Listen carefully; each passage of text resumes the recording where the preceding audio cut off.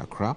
And the good thing about it is that yours truly, the Ignite Media Group, which is the parent company of Metro TV, are the only media supporters or media sponsors of this big event. It's a very, very, very important event, and the man who is spearheading everything is joining us in the studio to tell us more about the event. Thank you very much for joining us on Good Morning Ghana. Good morning. Good morning, Ghana. I'm very pleased to be here. Right. Very pleased to be here. And thanks for the invitation.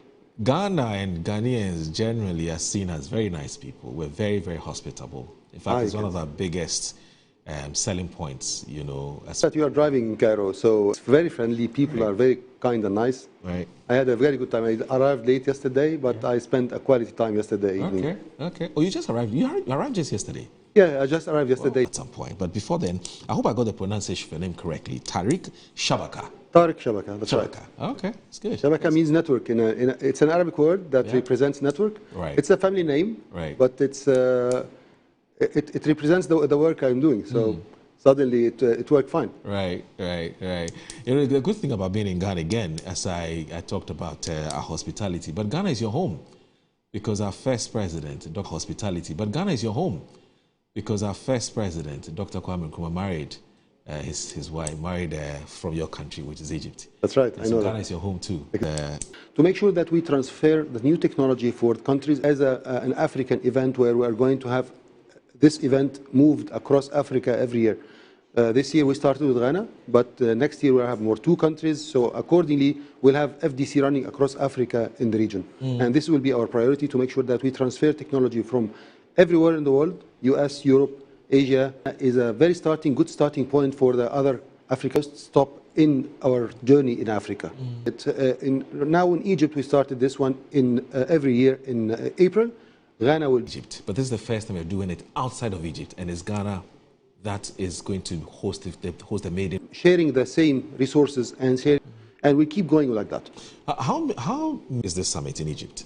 This is in Egypt. Next round will be the 8th round. Okay. So it is going to hold transformation. There is no. We cannot say that technology is now an option. Technology is not getting to be services for the community. We have several experts coming, so they have panels and discussions about the technology.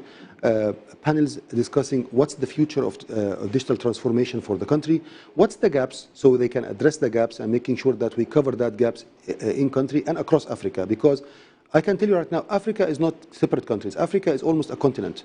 So starting from Egypt from the east till Ghana to the west, they are almost getting to be sharing the same vision and same destiny.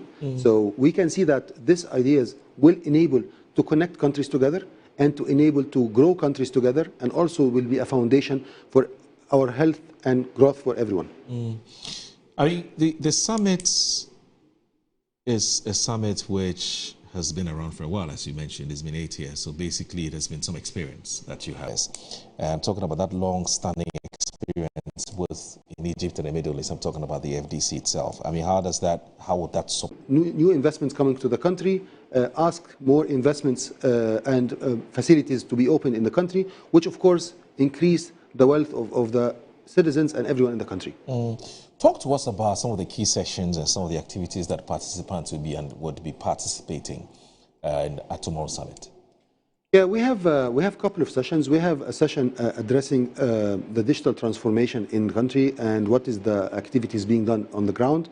We have a session about the startups and the new generations going to investments. So what type of investments required for the startups to grow and hosting the startups. We see a lot of potential in startups in Ghana. We see also we have also some people coming outside of Egypt sharing some sessions about the new technology and the AI movement in the future. You know, security and AI right now is the main foundation of any transformation for the country. You cannot have a transformation or digital transformation without having a base of the security. So we're going to cover sessions about what is the digital security and what is the cyber security basics and assessments, so we can make sure that we have a new technology based on AI and a secured architecture, rigid architecture at the same time. So these are the sessions we are going to cover tomorrow during the day. And what are some of the key, how do you call it, dignitaries or individuals or key speakers that will be at tomorrow's event? Yeah, we have some speakers coming from the supplier side, manufacturer side. They fly especially to attend this event and share their knowledge and vision. We have people coming from F5, we have people coming from ForcePoint, we have people coming from other suppliers. We have also got lots of government officials coming tomorrow. We have banks coming tomorrow, lots of banks coming, attending tomorrow. Also, they are going to share with us their success stories, what happened during their journey for the transformation. So it will be a big gathering tomorrow, making a lot of technology people discussing the subject. Do you foresee tomorrow's program opening some opportunities for partnerships and joint programs and so on between, say, Ghana and Egypt? For sure. For sure. These type of events is a door opener for people from Egypt to come to Ghana, people from Ghana to come to Egypt. Okay. So it's a door opener, bridging the gap between these countries and making sure that doors are open. Really, doors are open for everyone in Africa to grow. We feel that Africa is the future. We call these markets emerging markets. It's really emerging markets. We are growing. Egypt is growing. Ghana is growing. South Africa is growing. Kenya is growing. So these countries are growing. And we have an opportunity as a business people, as an experts, as everyone in the country to make sure that we can get benefit out of that. Oh, I see. Now, I'm just curious. I mean, there are a number of media houses here in Ghana. Why did the FDC, such a huge organization, decide to partner Metro TV for this event? We see that Metro TV is one of the biggest TV stations and the biggest media stations in Ghana. And also we saw that the criteria that the Metro TV is focused on delivering the new technology and new ideas, new motivations for the market. So we found it very, very suitable and very good environment for us to start our speech from here. Right.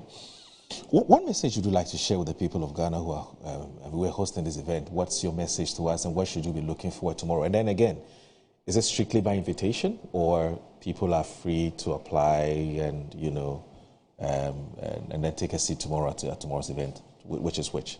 Tomorrow is by invitation only. Okay. And the reason for that, it's the first round. So usually we make the first round as a priority for the experts and the technology experts. And I expect the second or the third round will be an open invitation. We'll invite anyone in the industry. So usually it's a specialized event. So we invite people that is coming from the same industry to come. They have either they work in the IT, work in the technology, work in that parts. So next year or the year after, we'll make sure that it's an open invitation for everyone. But this year, especially because it's the first round, we like to make it on a closed event and by invitation only. Okay. And of course, you are invited. Aha, thank you very much. And Metro TV is very happy to be the official partner for this big event, and I'm talking about the FDC Summit. So it's happening tomorrow, right? Yep. At Kempinski Hotel. Exactly. What time does it start? It starts at 9 a.m. and closes at 4 p.m. Okay. Is there going to be a coffee break at some point? Yes, of course. We'll have a coffee break. We'll have lots of sessions. We have also breakout sessions. So there's a specialized sessions. For example, we have a banking roundtable where banking is going to discuss their technology issues. What's the future for the technology for them? What's the cybersecurity? How they're going to use the AI technologies? What is the requirement from their side in order to deliver better services for the customers in Ghana? All right. I want to thank you very, very much for joining us this morning to talk about this upcoming event. And I'm talking about the first African edition of the FDC Summit, which is happening here in Accra, and with your official media partner being Metro Television. Second African edition. Oh, Egypt was the first. Egypt is first. Ha. Okay, I get that. So, but it's first outside of Egypt. Outside of Egypt, exactly. And I've been talking to Mr. Tarek Shabaka, who is the Chief Executive Officer of the Mid-East Communications System and FDC Chairman. It's been wonderful talking to you, sir. And I'd want to say, Assalamu alaikum. Wa alaikum salam. Thank you very much, and appreciate your warm welcome. And thank you. Good morning, Ghana. I'm very happy to be here. Right. Shukran jazilan. We're happy to see you, sir. And once again, Akwaba. Thank you very much. All right. So that's it. You're watching Good Morning Ghana on Metro Television. Please stay with us. My guests are already here.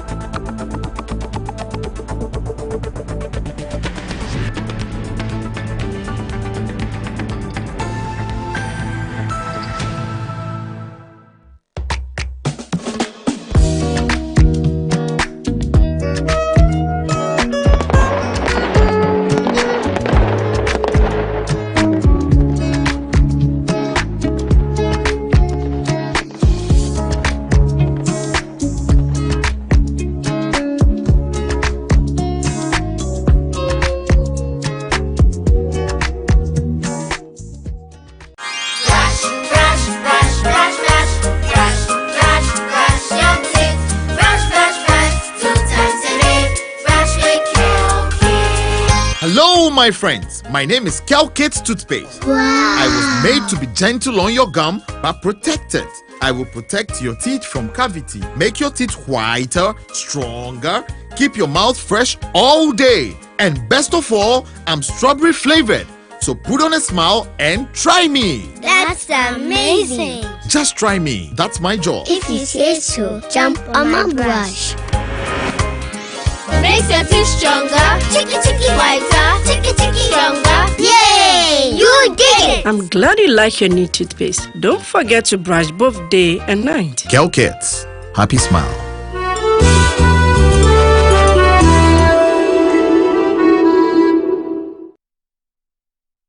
Yes, next. Hey, Nadia Benson, some more. Me didn't tum. Mr. Freddy Calico, just call me cockroach. Now, Mr. Freddy once now. Hey, that's you. Improve car. Yeah. Captain was key to double the action.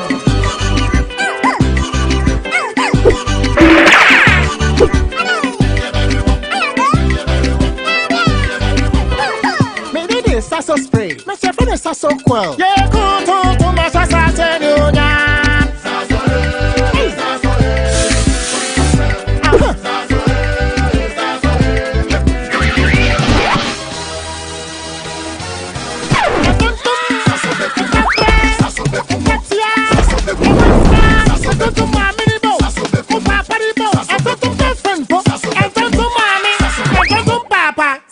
Come tum preko.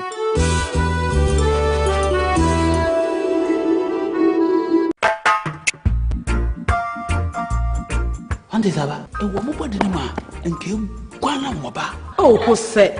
Ena me dia asemasie o. Kane ne pa no, na saa na me so ya na wode me. Edure na ade me nkwa no. Kingdom Garlic Bitters. No, mo benefit me. Me benefit wan. Wo so kwato wo de. Abrewa, the smile ma abrente. Me shuve. Unanti kakra na wabre.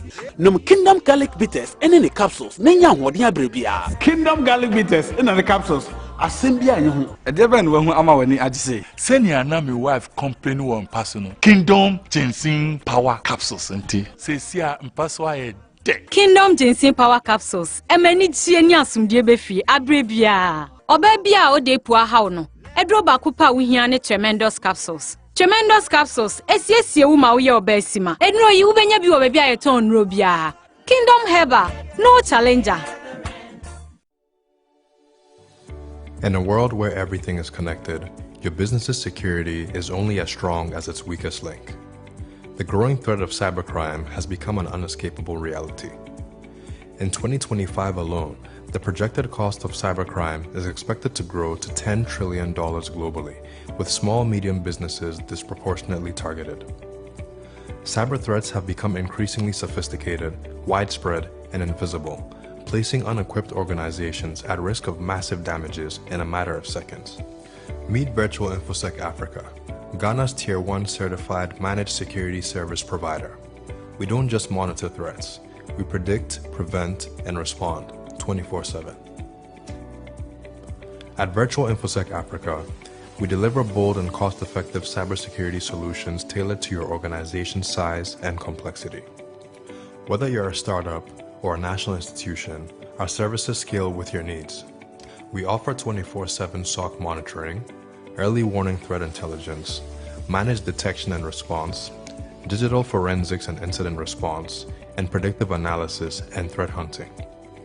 From endpoint protection to dark web forensics, we secure every layer of your digital ecosystem. Why wait for a breach to act? Join the ranks of high institutions who trust Virtual InfoSec Africa to secure their future. Start your 3-month free trial of our early warning threat intelligence platform today. For more inquiries, contact 055-689-2086 or visit our website at www.virtualinfosecafrica.com.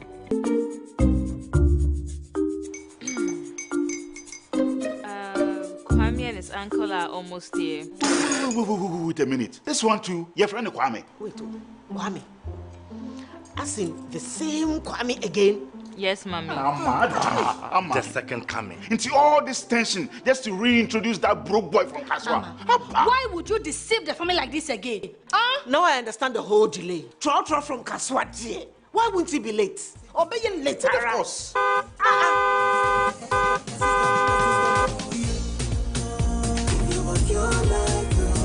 Star 712 hash, star 712 hash. You go be the luckiest. Coffee from Georgia be luckiest. From not the cause she be luckiest. Yeah, you go be luckiest. No matter why you're luckiest. Everybody go be that luckiest. God, Kwamio! Send your God down for boom. If you're poor, so would the coming of the Son of Man be. Hey. Is that his car? Ha! Even now, your shadow the way designer. I use my own mouth to reject him. Oh, this is my mouth. Look at that. Kwame, my son. Now, tell me the truth. How did this all happen? Oh, mommy, simple direction. Mr. Goodluck no check me way. Yeah, man. Easy car. Or dial star 712 hash. The devil is a liar. He picked his ticket and entered his lucky 5-digit number. I'm his baby. Oh, how romantic. And he followed the prompt, yes. And then boom, confirmation test. One quick, pick 5 numbers for me, okay? I'm feeling like 7. Dial star 712 hash. Choose your ticket. Enter your lucky number. Follow the prompt and let destiny handle the You see how they love you now? Yo, do you have family payment? Before December, may release a motivational album. Patapa, my super. This promotion is regulated by the NLA on the Caritas platform. The biggest gathering of our prestigious Ghana Energy Awards is happening live. Date Friday, 28th November. Venue Labadi Beach Hotel, Accra. Time is 6 p.m. prompt. Theme: repositioning the energy sector as a pillar of national development. Special guest of honor: Honorable Dr. John Abdullahi Jinabo, the Minister of Energy and Green Transition. For tickets and sponsorship, call 0303-940-300. Industry partners: Volta River Authority, J.K. Huglet Transport and Company, We Power Authority, Petrosol Platinum Energy, Minergy Technology, Ghana Gas, Boast Energies, Gridco, Comac, GNPC, Sunona Sogli Power, NPA, PURC, BCG, Energy Commission, COPEC, Media Partners, Metro TV, Graphic News Plus, Ghana Energy Awards, redefining excellence. The biggest cultural explosion of the year is here. The Afro-Brazil Ghana Festival 2025. December 12th and 13th at the Gold Coast Bar and Grill. It's coming alive with 2 unforgettable days of culture, food, fashion, and music. Enjoy electrifying performances from Fancy Gadam, Adam, Go Get 'Em Episode, Wiala, Amanziba, Big Twins African Music, and Dance Ensemble. Lead Cruise. This historic festival is organized by Big Twins African Music and Dance Ensemble in collaboration with the Embassy of the Federated Republic of Brazil in Accra. Supported by Ministry of Tourism, Culture and Creative Arts, Ghana Tourism Authority. Vendors, showcase your products and services to the world. Visit Afro-Brazil Ghana.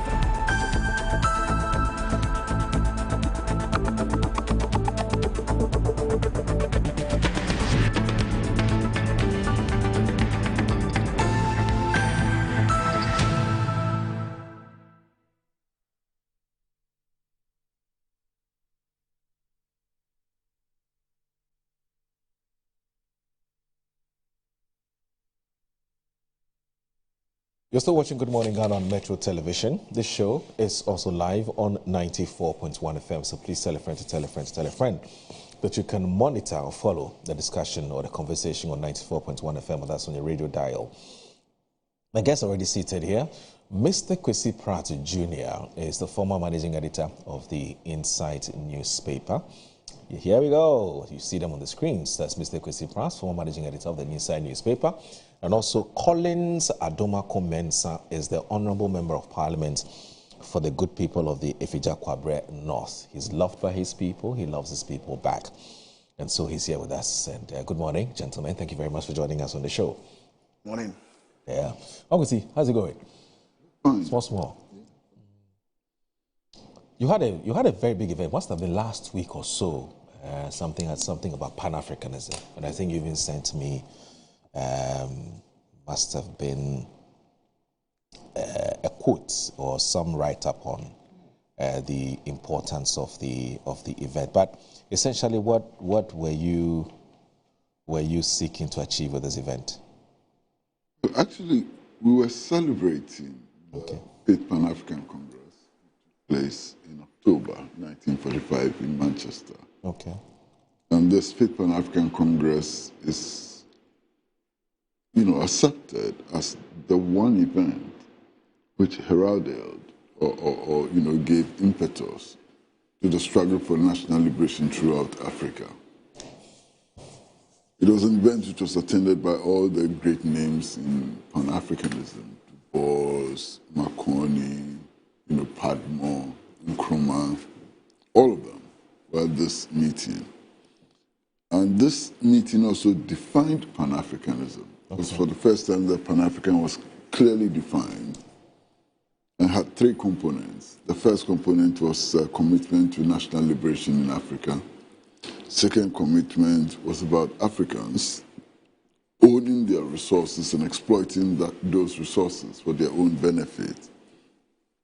And the third commitment was the unity of Africa under the banner of scientific socialism. So these were the three components of Pan-Africanism as defined in 1945. So we held this international conference attended by people from 57 countries. Quite huge, people from 57 countries. It included ministers. It included representatives of trade unions, youth organizations, women's movements, and so on. Quite a big event. And we were very, very happy, extremely happy, that His Excellency President John Dramani Mahama actually opened the conference. And then we were more than excited when President John Adjei Kufuor, former president of Ghana, decided to participate. There were a number of foreign ministers, one from Libya, and the deputy foreign minister from Zimbabwe, and so on. So it was quite a big event. And at the end of the event, two resolutions were passed. The first resolution actually looked at where we are today as Africans and where we are going tomorrow, and how it's important to develop new strategies based on what happened in 1945 to accelerate Africa's struggle for liberation. The second declaration was actually the Special Declaration on Reparations and Justice. This is a resolution which calls upon all Africans everywhere, in the diaspora and on the continent, to work for reparations for the crimes which have been committed against Africa, basically the transatlantic slave trade, classical colonialism, and today's neocolonialism. The other thing of interest was the historical figures who were present.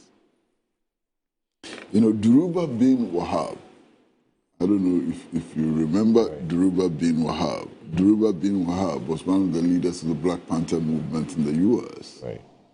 And he gave a rousing speech. I think he gave probably the most rousing speech, at the event. There were presidential candidates of different political parties in Africa, especially Fred Membe, who is the presidential candidate of the Socialist Party of Zambia. He was there, and so on. So I think it was a two-day event which had a lot of meaning for the struggles of the African people for emancipation, for the control of their resources, and for justice for the crimes which have been committed against our people.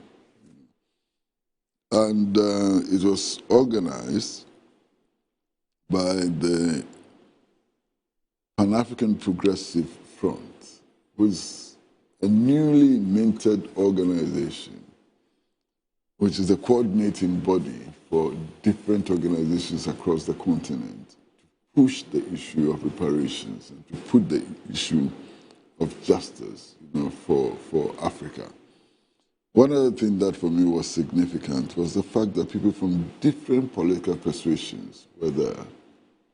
You had people who clearly have an orientation which can be described as right-wing, enthusiastically participated in this event. And even the prominent role that President Kufuor played in his message shows that it's an attempt also to unite people and organizations from across the different political persuasions and so on. So that is what happened, and that is why I was unable to be here last week. And I saw the press release which was issued after the event, and I thought it was spot on, and it says for immediate release issued by the Pan-African Progressive Front, Accra Declaration on Reparatory Justice adopted at Historic Pan-African Conference, and this is 19th November 2025. It says Pan-African Progressive Front proudly announces the adoption of the Accra Declaration on Reparatory Justice at the high-level international conference commemorating the 80th anniversary of the 5th Pan-African Congress held in Accra from 18 to 19 November 2025. And it says the declaration represents a major global milestone in the quest for reparatory justice for Africa and its diaspora. Delegates from across the continent, the Caribbean, the Americas, Europe, and the worldwide Pan-African community united to affirm that reparations for slavery, colonialism, apartheid, and systemic exploitation are a historical, legal, and developmental necessity. And it continues to say, speaking at the close of the conference, delegates emphasized that reparatory justice is essential to healing historical wounds, dismantling entrenched inequities, and creating a more just international order. The key outcomes of the Accra Declaration is that, one, the declaration reaffirms the inalienable right of Africans and people of African descent to full reparations. That's the first one. And it says, call for global reparatory justice, a framework anchored in restitution, compensation, rehabilitation, satisfaction, and guarantees of non-repetition. Demand structural reforms of international governance systems, including democratization of the UN Security Council and global financial institutions. And the support creation of national, regional, and continental reparations bodies, including commissions, funds, and technical committees. And it says strengthens Africa Caribbean diaspora collaboration, building on the CARICOM 10-point plan and African Union reparations agenda. Urges former colonial powers to acknowledge responsibility and engage in formal reparations negotiations. There's also a renewed Pan-African commitment. And we're told that the Accra Declaration signals a new era of coordinated global action on reparatory justice. Delegate hailed Accra, renowned for its historic leadership in Pan-African mobilization, as the ideal venue for this renewed global movement. The Pan-African Progressive Front reaffirmed its commitment to advancing reparatory justice as a moral imperative, a political priority, and a cornerstone of Pan-Africanism in the 21st century. Now, final paragraph, which has to do with the next steps. The declaration mandates, one, establishment of a Pan-African Reparatory Justice Coordinating Committee. And I'll be interested to find out from Ankwesi what the timelines would be, because he's one person who is against a lot of talk and no action. So, establishment of a Pan-African Reparatory Justice Coordinating Committee, which is the first one, which is preparation of a roadmap for international reparations negotiations, establishment of a unified reparations fund, imposition of duties on goods from colonial countries, creation of legal institutions for accurate assessment of damages, expert assessment, and reparations of claims for higher courts. And there's also engagement with the African Union, CARICOM, ECOWAS, and global partners. There's mobilization of youth, women groups, civil society, traditional authorities, and diaspora networks. This implementation begins immediately with follow-up convenings planned for 2026. Now, it's about the Pan-African Progressive Front. It's a continental and global Pan-African platform dedicated to, promoting justice, unity, human rights, transformative leadership, and the advancement of African peoples worldwide. The organization works across policy, advocacy, research, and grassroots mobilization to strengthen the global Pan-African movement. Now, we see, what are the timelines? Well, a lot is happening already. Okay. I mean, one of the most significant things which has happened is the appointment of His Excellency President John Dramani Mahama as the African Union's point person, champion for reparations. He was appointed for 1 year. There's now talk of extending his appointment to cover a 10-year period. Oh. So that's very significant. That places Ghana at the center of the struggle for reparations. Now, Early in the year, I attended a conference organized by the University of Witwatersrand in South Africa, Johannesburg, which brought together the Pan-African Lawyers Union, people from the AU Secretariat and so on, to look at the legal case for reparation. And the thing is to seek advisory, an advisory, pronouncement from the International Court of Justice. So that work is going on, started already, and is going on in earnest. The Pan-African Progressive Front wants to establish a DEX, which would do research and which would also coordinate the activities of various organizations which are involved in this struggle, for reparation. And that will be sometime early next year, I suppose. As we speak, I'm just about leaving for Algiers. The government of Algeria is holding an AU foreign ministerial, conference on justice for Africa, for reparations, colonialism, and neocolonialism. And I've been invited, to speak to the foreign ministers. So I'll be leaving very soon, maybe tomorrow, for Algiers. But there are so many things happening. Okay. For me, I have a problem. Already I have very little time. I have to spend a lot of time virtually traveling around Africa and other places on reparations, because I'm also supposed to go to Caracas on the 9th of this month to participate in a similar event. As in Venezuela? Yeah, Venezuela, So I'm now struggling for time to breathe, actually. And it's because I wrote this simple, small book, you understand? It's a problem, but hey, duty calls. Yeah, duty calls, yeah. And then the worst part, my brother, you won't believe it. If you read the international media and some official documents and so on, now I'm being referred to as professor. I saw some official documents and said, Professor so and so and so. I said, I'm nowhere near there. Nowhere near there. Like I keep saying that. I keep saying that. I mean, I don't think that the professors, strictly speaking, I mean, I don't think there's anything that they would hold. How do I even put it? I don't think there's anything that he can teach you, honestly, because you are. Yeah, but I'm not a professor. I'm not a doctor. Well, I feel very embarrassed all over the place. Unofficially, you are. But yesterday I saw the official documents for the AU Foreign Ministerial meeting in Algiers. Everyone I'm referred to as professor and so and so and so. Collins, don't you think Kankwesi deserves it? No. Unofficially. There's a process for getting it. In our part of the world, when you are seen to be extremely knowledgeable, it's very easy for people to say professor, even if you've not earned it as in academically, But anyway, obviously we can only wish you well, and we're grateful for your being alive and kicking and continuing to contribute to public discussions and Master, contributing to the Pan-African movement. 3 days ago, a friend of mine sent me a photograph. Okay. He was driving on the main street in Rwanda. Okay. No, in Angola. Luanda. In Angola. Capital. And then he saw a billboard, huge billboard, of my book on reparations. Wow. I don't know who put it there. Wow. The world has really embraced this book, eh? No, I mean, but it's frightening for me, because... Wow. It's a good book. Collins, are you done reading yours?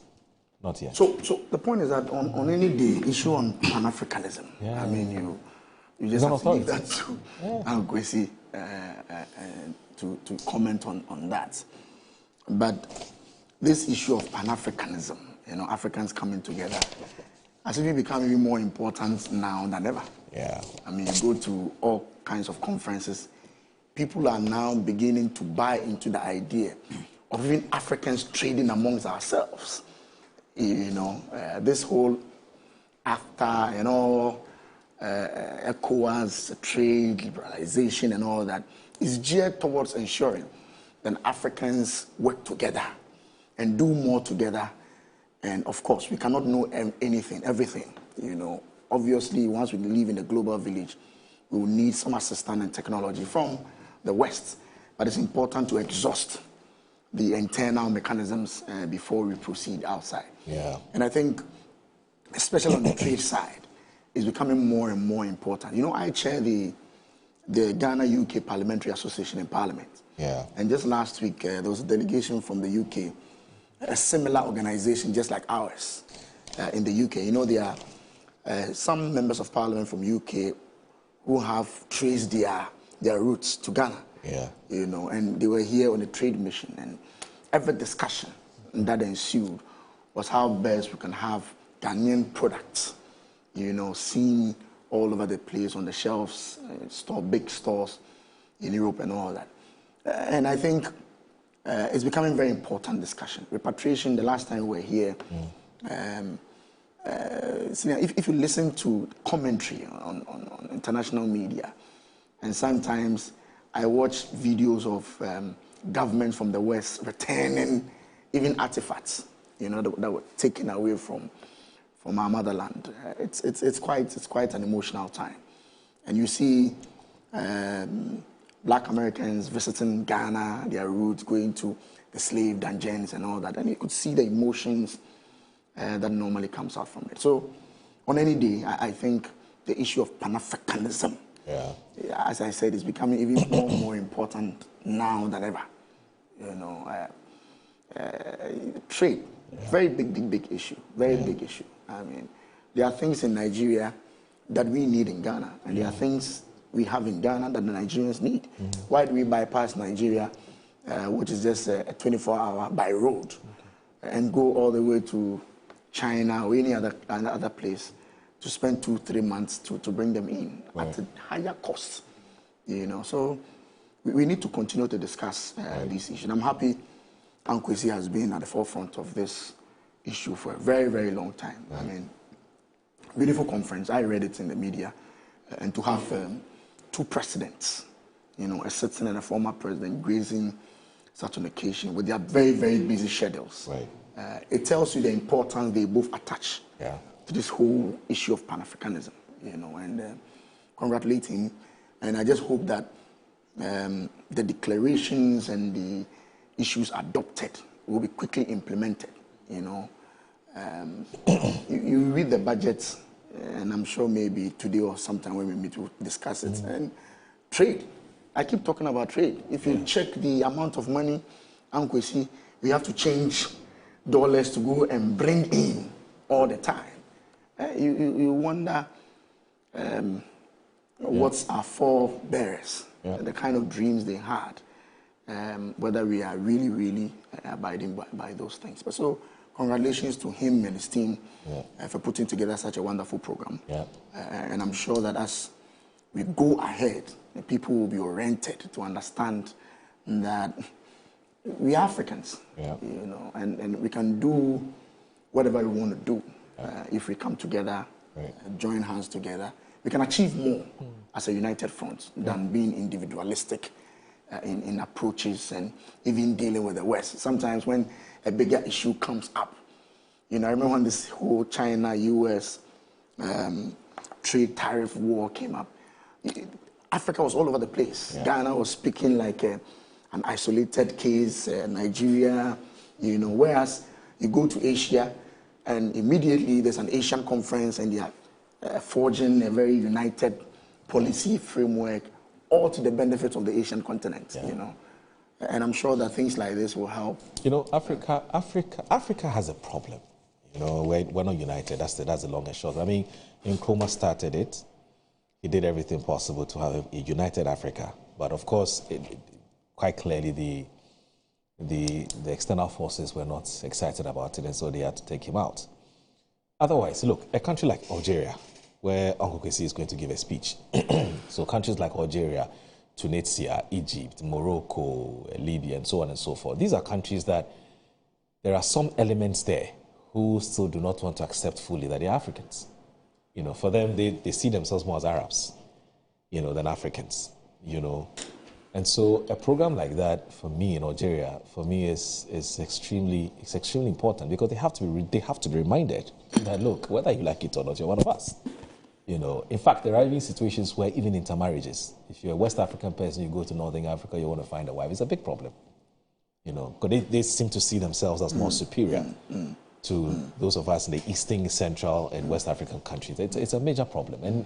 And interestingly, that's where a wealth, I mean, they are very blessed with a lot of resources as well. Oil is there, you know, and some other, you know, but until, as you said, until and unless we're able to forge unity, we won't be able to fight the likes of characters like Trump and co on. You know, but Moro, your comments are very unfair to Algeria. Yeah. Because Algeria is the cradle of African liberation. Right.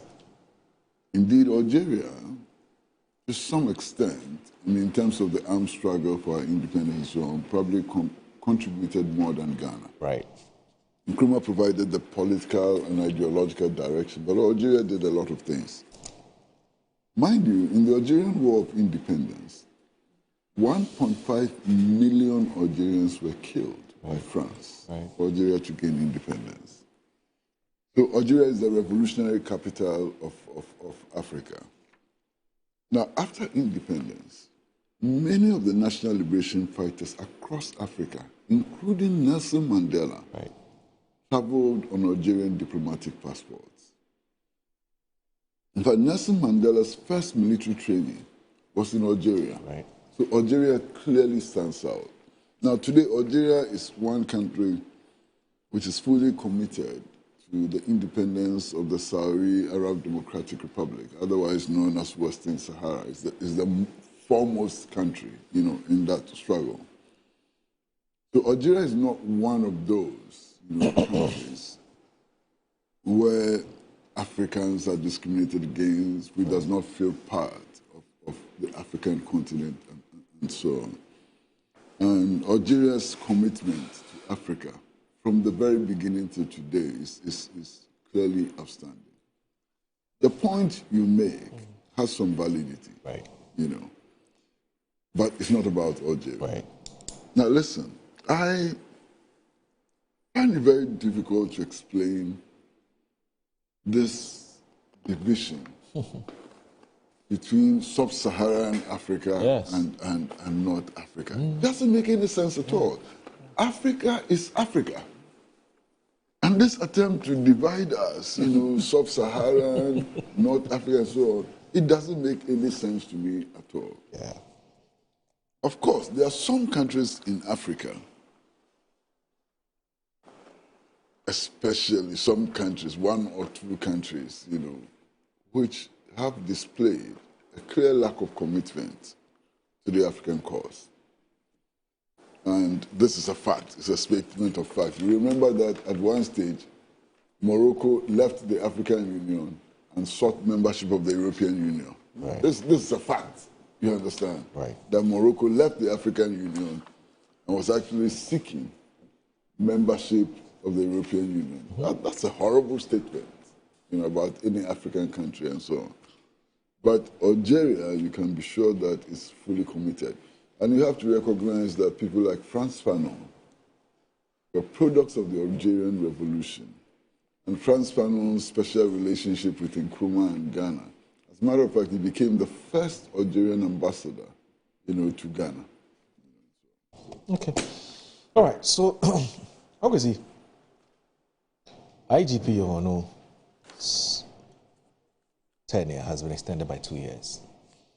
And there's been some questions about whether he's done enough to deserve an extension of his mandate. Of course, the president agrees. And so the president has given that 2-year term in consultation with the council, the police council. But that question has come up, has he done enough to deserve 2 years? And what has happened to others who may perhaps position themselves, who believe that they are ready, younger, to take over from the IGP, you know, and so on and so forth. But the Daily Guide today has the story and is on page 3, and it says that It's a Daily Guide report. It says President John Dramani Mahama has accepted a recommendation of the Police Council to extend the tenure of the Inspector General of Police, IGP Christian Tete Yohonu, by 2 more years. The IGP Yohonu will attain his statutory retirement age in December 2025, hence the recommendation for a 2-year contract extension. President Mahama, in a letter dated November 25, 2025, and signed by his secretary, Dr. Callistus Mahama, conveyed the decision. According to the letter, the IGP's re-engagement takes effect from December 28, 2025, during which he will continue to serve as the head of the police service, discharging all duties and responsibilities attached to the office. The presidency noted that the extension reflects the council's firm conviction that Mr. Yohonu's leadership remains essential to strengthening operational effectiveness, sustaining ongoing reforms, and ensuring stability within the police service during this critical period. The IGP has been requested to formally accept the re-engagement within 3 days of receipt of the letter, which was also addressed to the Vice President, the Chief of Staff, and the Minister for the Interior. Now, it goes ahead to tell us who the IGP Christian Tete Yohonu is, and how he rose to the rank of Deputy Inspector General of Police, and so on and so forth. Now, we're told his role in overseeing high-level operations and shaping national security policy continues to solidify his legacy as a transformative leader within the police force. I mean, Collins, how did this come to you when you heard this, that he's been given 2 more years as the IGP? Well, my brother, ordinarily, this is not the first time you are hearing an extension of, appointment of public officials. It's not new. So ordinarily, it would not have raised any eyebrows. It's just because of the policy inconsistencies that is having a lot of people talk about this particular issues. And you, at the beginning of the show, whilst we were off air, I have also received that particular letter. Right. That was signed by Callistus Mahama. Yes, who happens to be the secretary to the president. Yeah. And with your permission, I can just read a suspension of the grant of contract appointment. You know, the grant of post-retirement contract appointment to retired public service staff has been suspended with immediate effect. Consequently, all requests for such appointments will no longer be considered. Kindly take note of this directive and ensure strict compliance. This was a directive from the presidency. And it's on the basis of this, everybody, I recall some CSOs and some Ghanaians praising the president, because there's been talk about people holding on to positions and keeping promotions, you know, especially within the military and the police service, the security services. So everybody was hailing this particular directive. I mean, 10 months or 6 months, 8 months down the line, we are hearing that the Police Council has sent a request back to the same presidency, and the presidency has accepted the request and extended Mr. Yohonu's contract by another 2 years. As I said, extending a contract is nothing new. It's something that has taken place several times in this country. And sometimes you ask yourself, why do we do so? Because of the expertise of the person. Probably the person is so experienced in a particular field that we think that his stay there will enhance productivity. And so we do that. But there were complaints, and the president heeded to that and said, no extension. So it's the policy inconsistency. That is what is drawing all these kinds of debate. Apart from that, extending contracts of retired people is nothing new. Maybe the suspension was lifted. Well, unbeknown to us. Well, just as we were informed publicly of the termination or the suspension of extension, if it has been lifted, I think it's just fair. Okay. That another letter should have come Valid. To all of us, so that we know that yes, policy direction has changed, and therefore this particular extension then does not go contrary to the earlier publication that was made again from the presidency. Right. Yeah. So I think that so for you, the valid question would be: has the policy direction changed? When did it change? Yes. Why did it change? Yes. You know. So yeah, but apart from valid that, questions. Yeah. As for extending contract of public officers, I don't think this is the first time we are reading about it. Okay, Ogozi. Well, I mean, first of all, I think Collins is right. I mean, if a policy statement is made and that policy is changed, it is only fair that we are informed that there has been a policy change, So to that extent, I think Collins is perfectly right. You understand? However, I want to salute the president for taking this decision. Why? I'll give you the reasons. You see, before this decision was taken, and I'm sure all of you are aware, the lobbying for the replacement of IGP Yohonu got out of hand. Got out of hand completely. To the extent that it was actually suggested that factions had emerged in the police service, which is a security organization.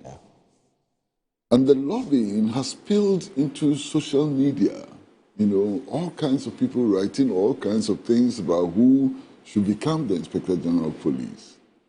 And I saw that as a threat to the stability and efficiency of the police service.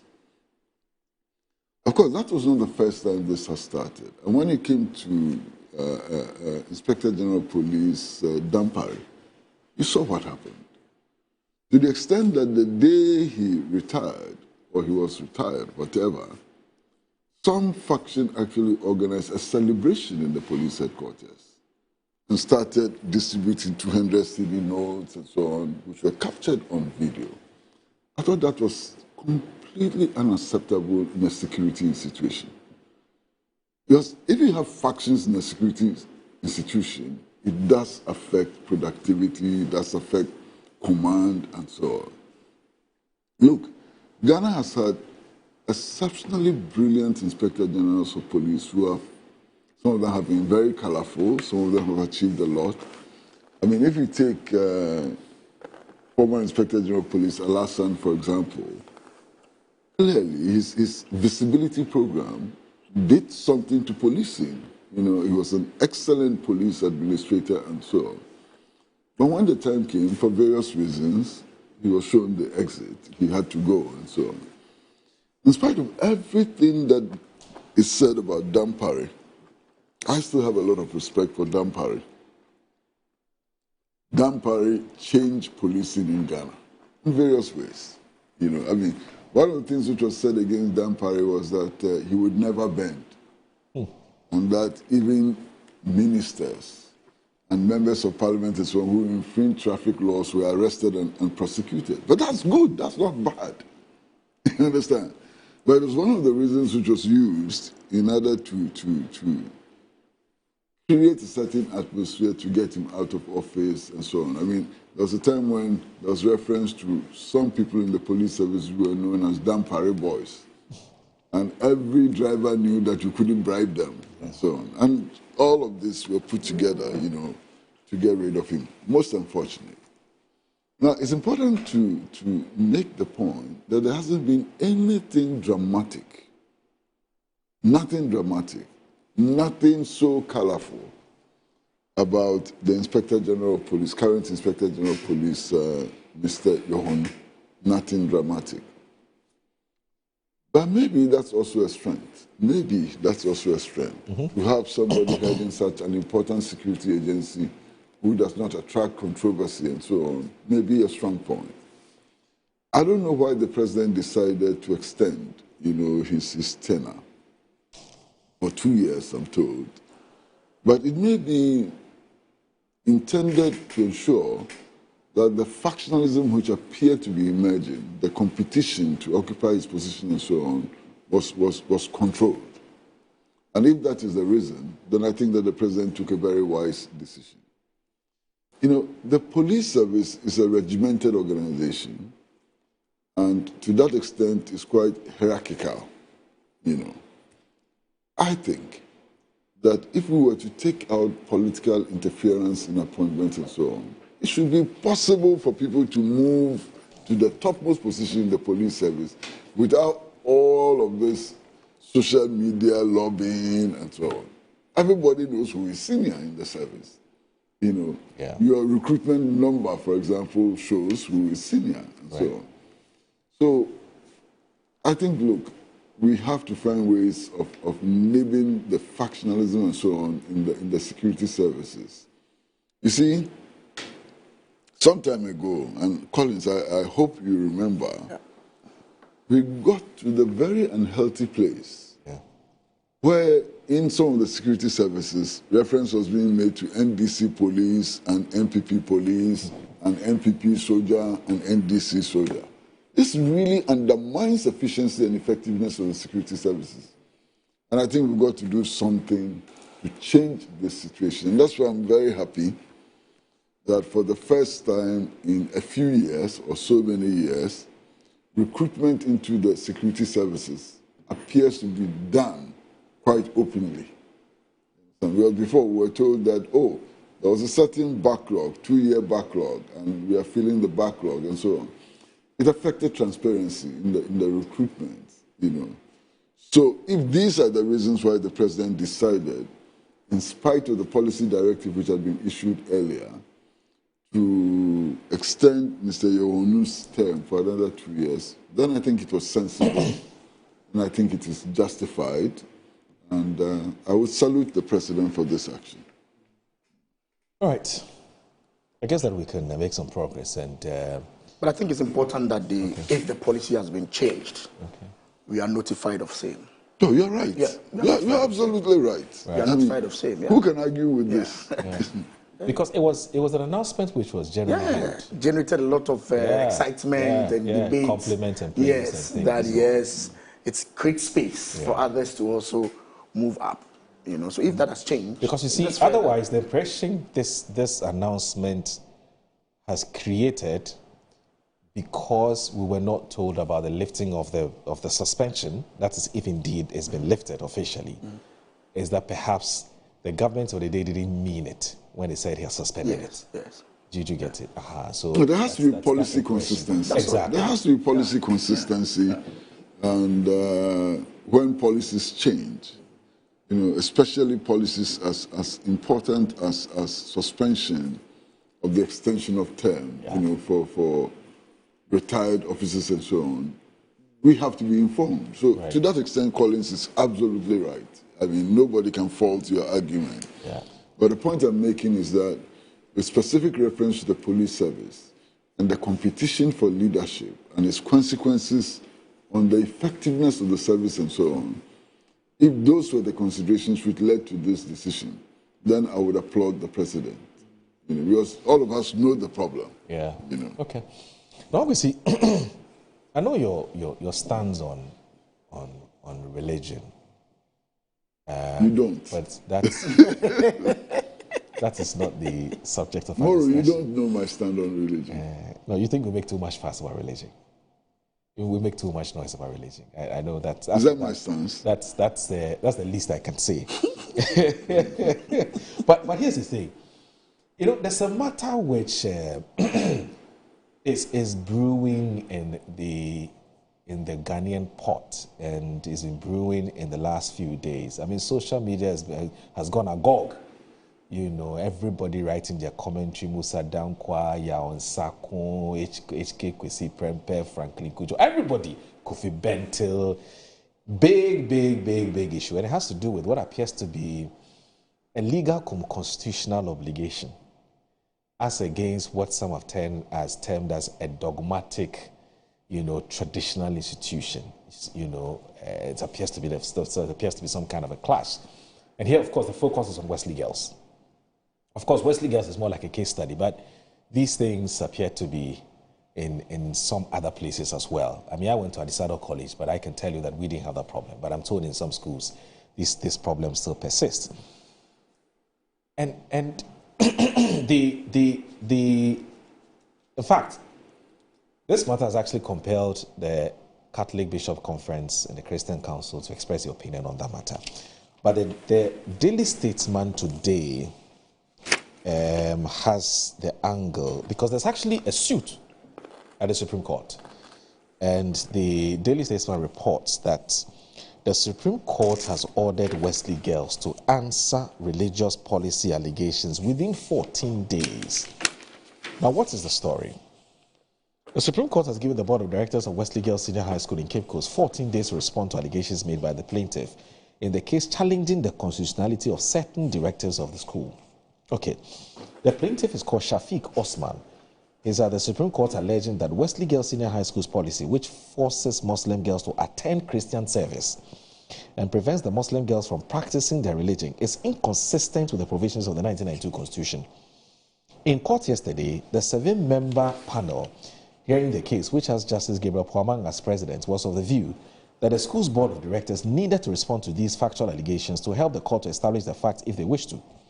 Meanwhile, the court has given the Deputy Attorney General, Dr. Justice Shremshai, who represented the Ministry of Education, leave to file his amendment statement of case, replacing the one he filed earlier.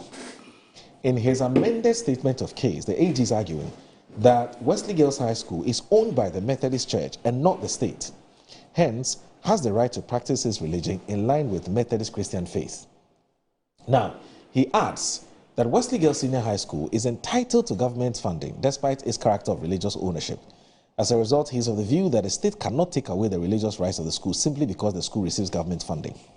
In a related development, Democracy Hub, represented by Oliver Bakavomawo, has filed an application to offer information to the Supreme Court on the determination of the matter. The court has granted Democracy Hub permission to join the case against Wesley Girls Senior High School as amicus curiae, allowing the group to contribute legal arguments to support the court's deliberations. This ruling enables Oliver Bakavomawo to offer his perspective on allegations that the school prevents Muslim students from practicing their faith and compels them to participate in Methodist religious activities. He has been asked by the bench to hold on for the court and the parties to agree on the issues for determination before filing his case.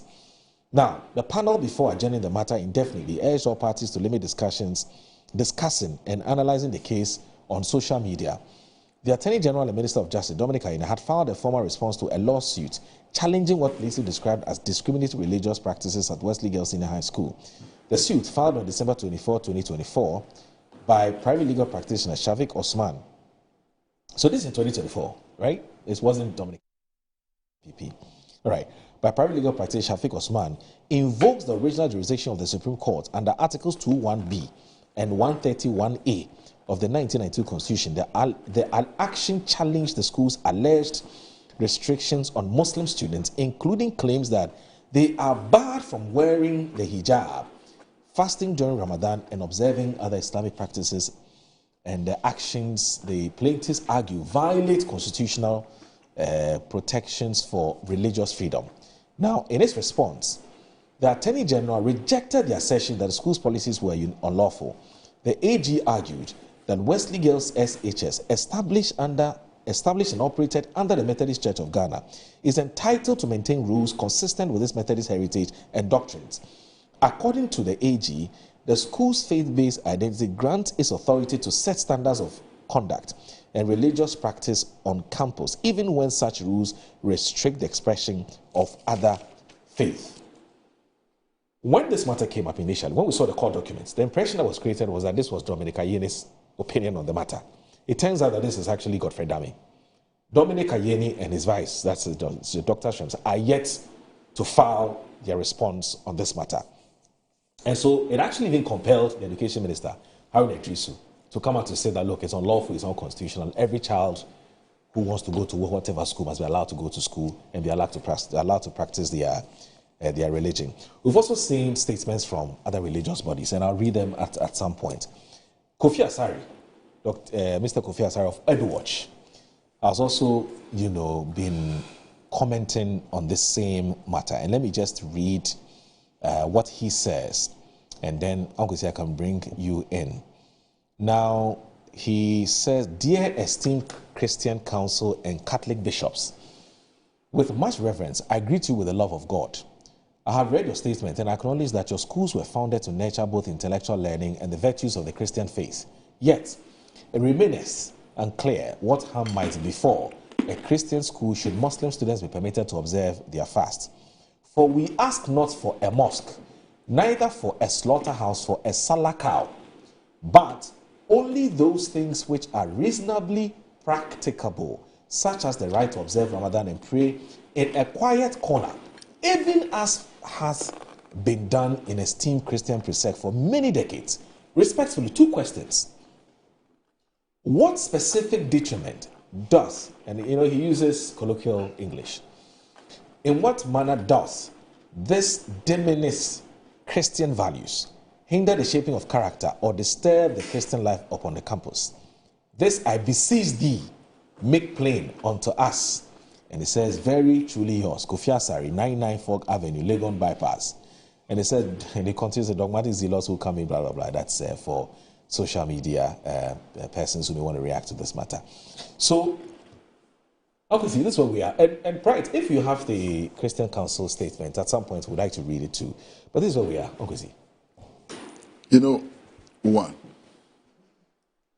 there are so many people who go about, pretending to be religious purists, who don't even understand their religion, who don't know about the history of their religion, and who don't know, about its practice. So many of them. Some of them are bishops. They wear cassocks and so on. They are prophets. Completely ignorant. Okay. You understand? Now, if you take the United States of America, I think on their currency is this inscription: "In God we trust." Right. Okay. The United States of America claims to be a Christian country and all kinds of things. But even in the United States of America, there's a Supreme Court decision that no educational institution has a right to impose religion on students. Right. So in schools, or some schools in the United States, they don't say prayers because it is considered to be an infringement on the rights of the child. This is the United States of America. Then, before Pope Francis died, Pope Francis came up with an edict, which is most interesting and a complete departure from the base of Christian religion. Pope Francis said, that you don't need to be a Christian to go to heaven. Right. I'm sure you're aware of that. Yeah. Before Pope Francis died, he said, you don't have to be a Christian to go to heaven. Right. And that all persons who do good, who do things that are edifying to God and so on, can go to heaven. That's an important statement, an extremely important statement made by the head of the Catholic Church. You understand? This is Pope Francis. And it hasn't been overturned by the new Pope. So this is doctrine today in the Catholic Church. Now, if you go into history and you study Islam, you would learn that when God appeared to Muhammad, Muhammad was not so sure that it was God who was speaking to him. So he went for confirmation from a Christian. If I lie, tell me that I lie. The history is there clear. So actually it was a Christian who confirmed to Muhammad that the voice that spoke to him was the voice of God. That's one part. And the other part is this. Islam, as a religion, does not frown on Christianity. Yeah. Indeed, Islam accepts that Jesus is the prophet of God. Right. And actually that Muhammad came to fulfill and expand the mission of Jesus the Christ. So why is the controversy? Why is this fight? What is the basis of this fight? Historical, philosophical, and so on. What is the basis? And indeed, you will find in real practice that in Muslim countries, there's a lot of tolerance for Christians. In fact, the belief is that in strict Muslim countries and so on, they say that it is unbelievers, who are the problem. But Christians are tolerated and encouraged as people of God and so on. So if you know this history, if you know these interpretations, why would you put up such a needless fight? And so the argument that Wesley Girls was established as Christian school, Methodist church school, and so on, is a bogus argument which must be forgotten immediately. No institution in Ghana is above the Constitution of Ghana. No institution whatsoever, religious, non-religious, whatever, has to operate within the remit of the 1992 Constitution. The 1992 Constitution, one of the freedoms it guarantees, absolutely, is the freedom of conscience. So you cannot make the argument that because Wesley Girls was established by a church and is aligned to the Methodist Church and so on, it must impose the practice of the Methodist Church on all students. Now, if that were the case, let's say if that were the case, why do you admit students who are not Methodists? Okay. If that is the case, only children of Methodists should go to the school. Right.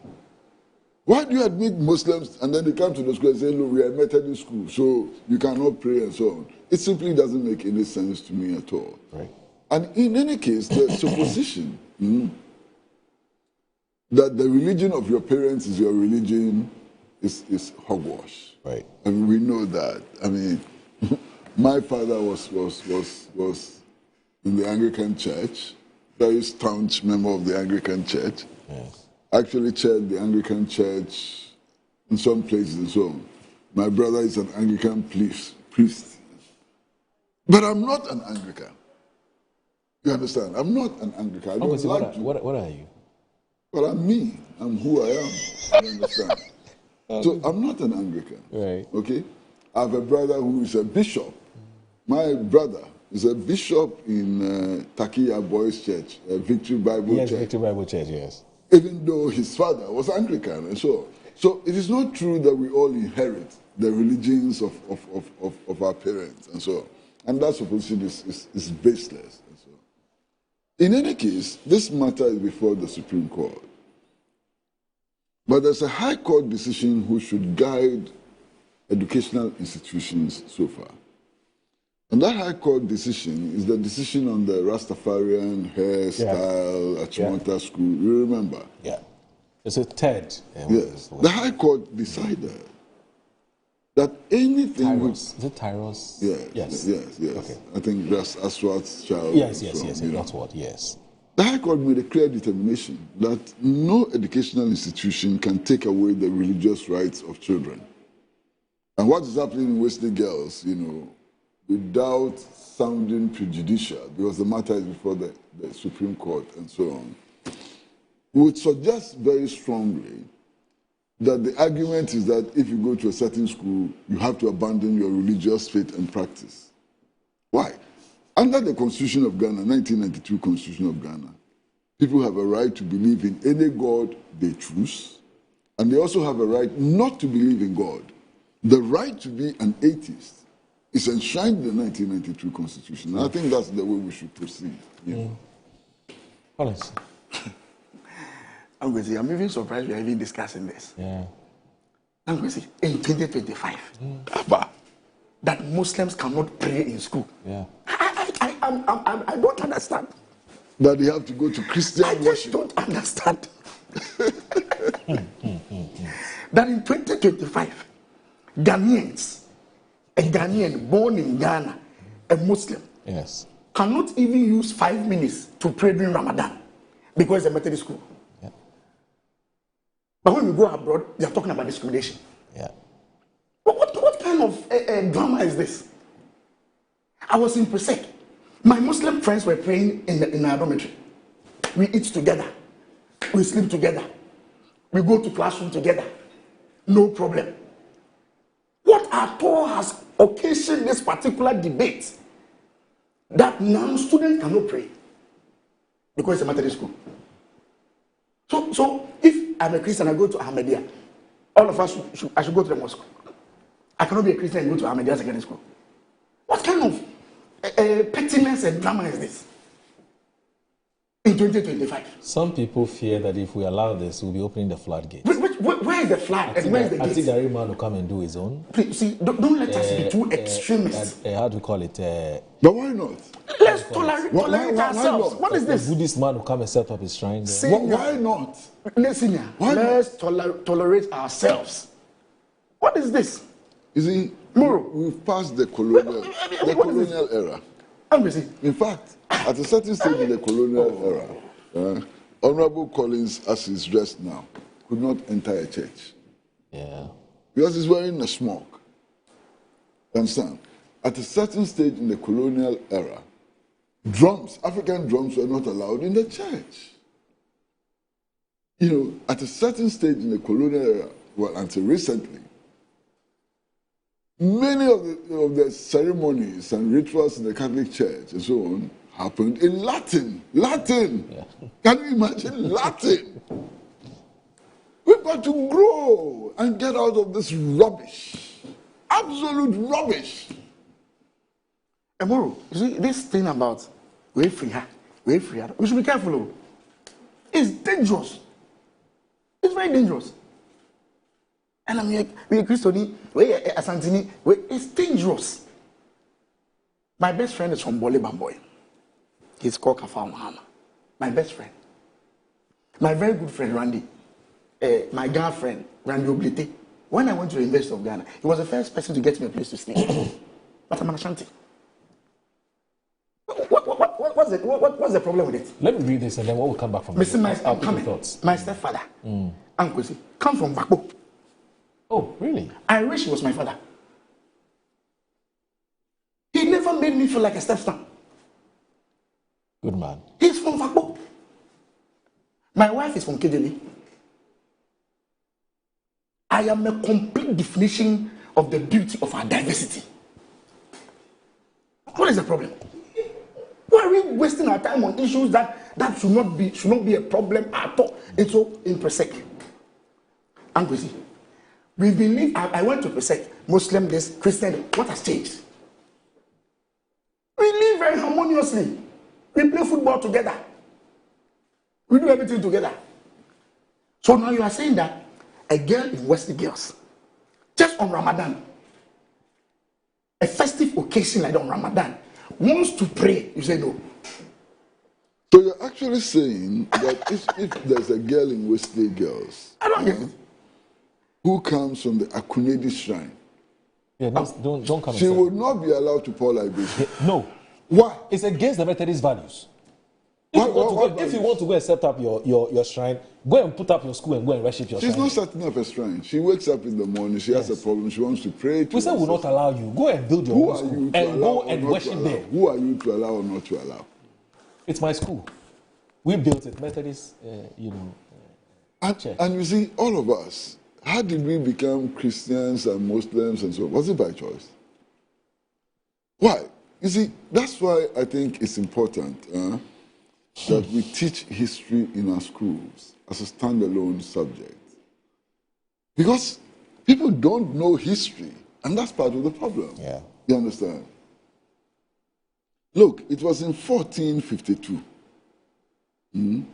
Are you listening? I'm listening, sir. 1452, that the Pope signed what in history is known as the Papal Bull. Papal Bull, 1452. Authorizing King Alfonso to go into the world, especially Africa and so on, and convert, and to civilize us. To civilize us.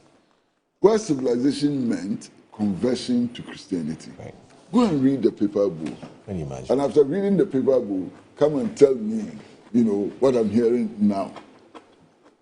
Look, the Pope actually instructed King Alfonso in the Papal Bull of 1452 that if he came to places like Africa and so on, we refused to be civilized, that is converted to Christianity, we should be killed, massacred. Our properties and wives should be seized. That's the level of backwardness which began the introduction of Christianity to Africa.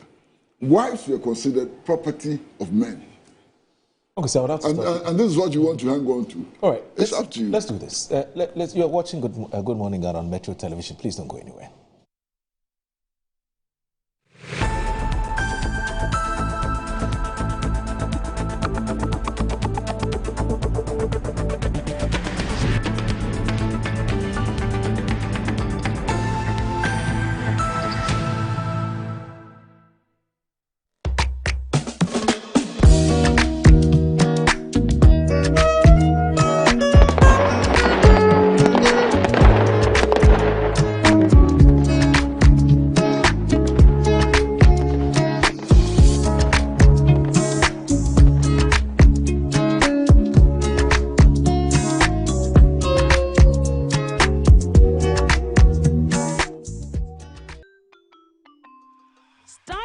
Day the right way, filled with confidence to take on any challenge. Pepsodent Kids contains the right amount of fluoride and sugar acid protection to care for their developing gums and teeth. Grab either orange or strawberry so they brush with the sweet flavor they love morning and evening. Pepsodent Kids, giving your children a bright smile for a brighter future.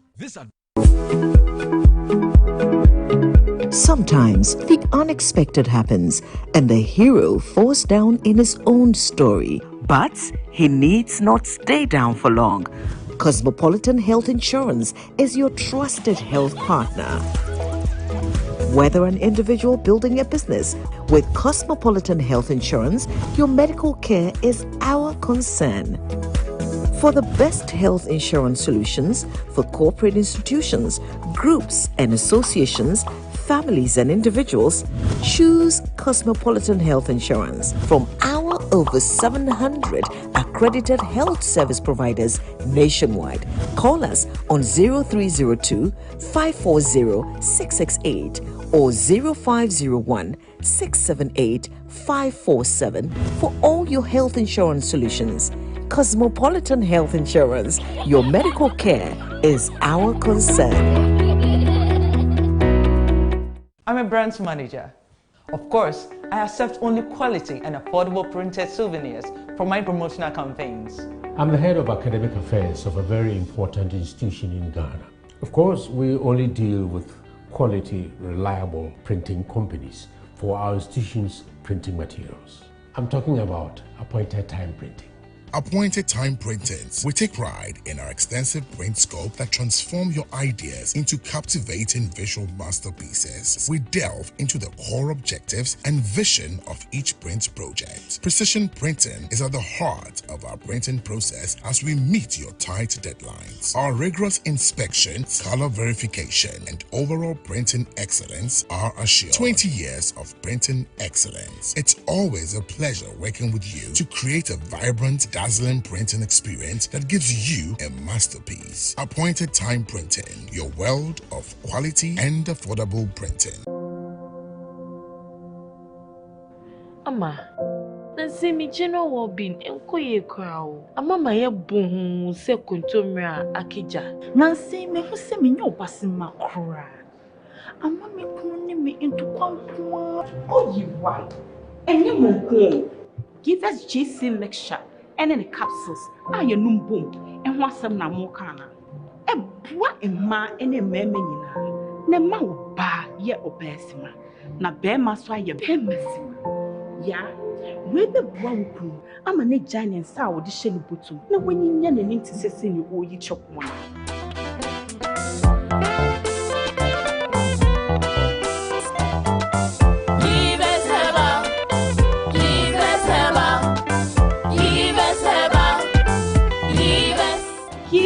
GC mixture and then a capsule.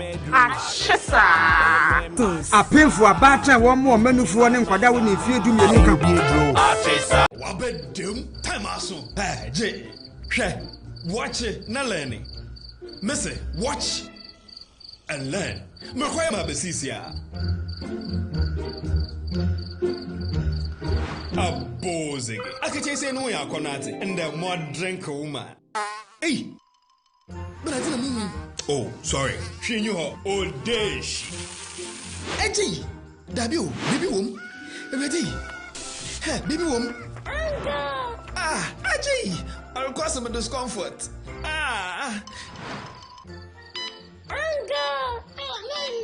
Sorry, well, uncle, where would I die? Why your funeral? Say a Pesori insecticide GB at a user. Ko pharmacy na shop biamu. Na mum say a pharmacy supermarket and a shop ra. Na repedudu to akotonwa. Ono fra Royal Dutch and our Aerofield Trading. Efi spray with daimwa. Change.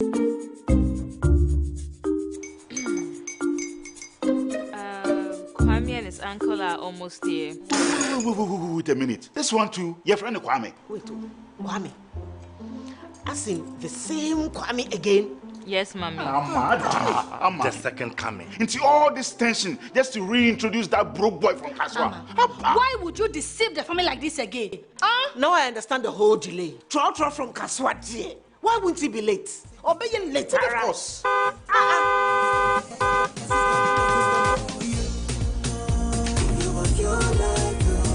Star 712 hash, star 712 hash. Go be the luckiest, copy from Georgia be luckiest, from not the block she be luckiest. Me and you go be luckiest. No matter why you're luckiest, everybody go be the luckiest. That's Kwame! Send your God the apple boom. If you put it away, so would the coming of the son of man be. Is that his car? Ha! Even now, your shadow the way designer. I use my own mouth to reject him. Oh, this is my mouth. Look at that. Kwame, my son. Now, tell me the truth. How did this all happen? Oh, mommy, simple dilution. Mr. Good Luck no check me well. Yeah, man. Easy car. Or dial star 712 hash. The devil is a liar. He picked his ticket and entered his lucky 5-digit number. I'm his birthday. Oh, how romantic. And he followed the prompt. Yes. And then boom, confirmation test. One quick, pick 5 numbers for me, okay? I'm feeling like 7. Dial star 712 hash. Choose your ticket. Enter your lucky number. Follow the prompt and let destiny handle the You see how they love you now? Yo, do you have family payment? Before December, may release a motivational album. Patapa, my super. This promotion is regulated by the NLA on the Caritas platform.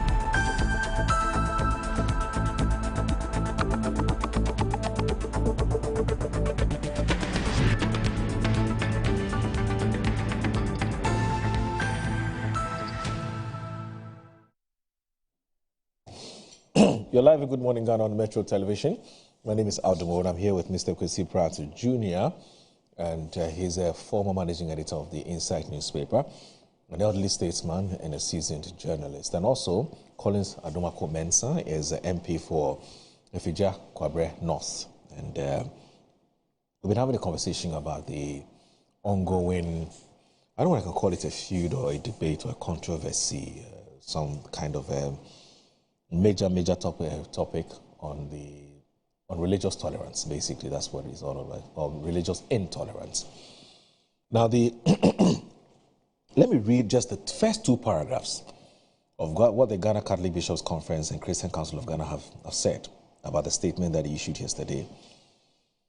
Now, Christian mission schools issued by the Ghana Catholic Bishops' Conference and the Christian Council of Ghana Tuesday, 25th November 2025, which is just yesterday. I'm going to see in there, Collins. The question of whether non-Christian students, particularly Muslims, should be allowed to fully practice their religion within Christian mission schools in Ghana has become one of the most sensitive and widely debated issues in a national educational landscape. As proprietors, we are often called upon to explain why we insist on maintaining the Christian identity, practices, and ethos of our schools we founded. Our position is not rooted in hostility towards other faiths, but in a desire to preserve the integrity of our institutions we have built and nurtured for over a century. A mission that touches history, law, culture, educational philosophy, and the church's foundational role in Ghana. And I'll end with this. Our historical and proprietorship claim forms the cornerstone of our argument. Christian mission schools were not created by the state. They arose because the different churches, Catholic, Methodist, Presbyterian, Anglican, and others, saw education as a central expression of our missionary mandate. We acquired the land, built the schools, trained the teachers, shaped the ethos long before the modern state of Ghana existed. When the government began assisting us primarily by paying teacher salary and regulating curricula, it joined an already functioning system. State support, therefore, is a partnership, not a takeover. The ownership and identity of these schools reside with us. Government assistance does not diminish this identity, nor does it confer the right to alter the core religious character that defines these institutions. You see, when you read the entire statement, of which I have done that, it doesn't address a fundamental issue. Do you allow others to practice theirs? I mean, that's the question. All this thing about why you are a Methodist or Presbyterian school and why you want your students to abide by your religious values, it's not the issue. Do yours, but allow others to do theirs. This statement does not address that. You know, it sort of smartly avoids the vexed issue of, do you allow others to do theirs? It's not there. You know, because I was expecting in this statement to say, yes, whilst we uphold our ethos and our values and our integrity, others must be allowed to do theirs. Because you're talking about sponsorship. But that sponsorship, you've forgotten. At the taxpayers' money, the Muslim money they inside, the Buddhist money, the Atigari, whoever, all of them are paying taxes. But when they bring the money, you don't say, oh, the money that you are supporting us with, take away the Muslim money, take away the Buddhist money, take away this other group's money, and give us only money from Christians. That one you take. When they bring their child, they say, don't pray, don't fast, don't do this. It's utter nonsense. It's utter nonsense. When the support is coming, that one you take everything. The support in their own GBR. And they come and tell us that it's partnership, it's not. Who's talking about takeover? No, I mean, this is it's totally unacceptable. This strengthens the argument. It's an old argument, it's not a new argument. That education should be run by the state and not special interests. You understand? Because if you follow this logic, and they will not be very happy about it at all. Tomorrow, we can allow a Tigari shrine to also establish a secondary school. But should we get there? And impose their ethos and so on, because they have the same rights. It's the same rights that Christians have. It's the same rights that Tigari people also have. I don't think that we should get there. And the only way to do that is to remove religion from education. Religion ought to become a private matter. So is Wesley Girls telling us they don't hire Muslim teachers? Is that what they're telling us? That they don't hire Muslim teachers? If you're a Muslim, you are stopped from teaching at Wesley Girls. Is that what they're telling us? That would amount to discrimination. Exactly. That would amount to discrimination. Anyway. I'm getting emotional about this. I'm supposed to be dispassionate about the issues, and so let me move on before I say something Let's that. Just tolerate ourselves. That's all. No, but it's utter rubbish. You know. Anyway. But what will the Christian Council say next? Only last week, they went to the presidency to insist that we should build the cathedral. We should continue building the cathedral. Yes. And this week, they've issued this statement. What are they going to say next? Collins, can you imagine what they will say next? That's 7 point. Meanwhile, that cathedral, everybody's money. Everybody. There was no discrimination. Anyway, a friend has just sent me something that Bridget Jogbenuku, I mean, you know her. She used to be, she partnered. Miss Ghana. Former Miss Ghana. And vice presidential candidate for the PPP. Exactly. Yes. And in fact, at some point, she's your friend. She started, well, not my friend. I know her, but she's not my friend. But you know, she was actually running mates to Dr. Papa Kwesi. Yes, that's what I just said. And then at some point, she became the main person. The PPP's, flag bearer. So she's written something which a friend has just sent to me, and it's a very interesting opinion. Bridget says, it didn't used to be like that. Muslims in Wesley Girls in my time practiced their faith without fear or favor. However, they were expected to join us in morning assembly and Sunday chapel. It happened to me too when I was in Adisado College, even though I had a problem with it, where we were compelled to go to church. But based on the explanation you gave off air, that sometimes you also want to be able to account for everybody, and that's why maybe it made some sense. I disagree, but I get where you're coming from. And it says that, however, they were expected to join us in morning assembly and Sunday chapel. When they were fasting, they had to be in the dining hall, but didn't have to eat. Yes. Okay? That in itself is a problem. And it happened to us too. I am fasting. I have no business being close to anything. Food, sex, water, everything. Move away. And yet you're supposed to be in the dining hall. Do you know how excruciatingly painful it is to see people eat and yet you can't eat? And yes, we can manage that. We can manage that. And it says, attendance at these was mandatory for all. Some Muslim old girls today can sing Methodist hymns from memory. They didn't protest. They were not prevented from praying, fasting, or observing their rights. Obviously, some overzealous leader came and changed things. It was really never an issue. Okay, so question is, what has changed? Okay, all right. Now let me read what Kwame Sapon Asidu of the CDD has also said on this matter. He says, I have read the Catholic and Christian Council letter. They talk about ethos, ethics, religious identity, etc. Brilliantly written until I realized these schools have trained all the looters, the corrupt and nation wreckers who have brought this nation to the brink. Interesting thought. So it goes back to the point Uncle Kwesi raises all the time. We talk, we pretend, but this is who we are. Mr. Kwame Sapon, thank you very much for that message. So Dennis Glass says, good morning, Moro. Just as you, I attended at Saddle, the college on the hill. Even though an Anglican school, I saw Muslims allowed to worship and they did that freely. Wegehe must stop this. Wanda Madilo, who is a businessman and a development economist, he says, Honorable Adomako exemplifies tribal diversity, and I'm jealous of his roots. But on a lighter note, he should also raise up another child as his stepfather did, if he decides to marry another as yourself, Moro. He's not your Gapo mother. Your Gapo, Gapo father. My Gapo stepfather. Your wife is from KTB. Yeah. So, Samoro, sincerely, I think Ghanaians celebrate parents-driven religious worship.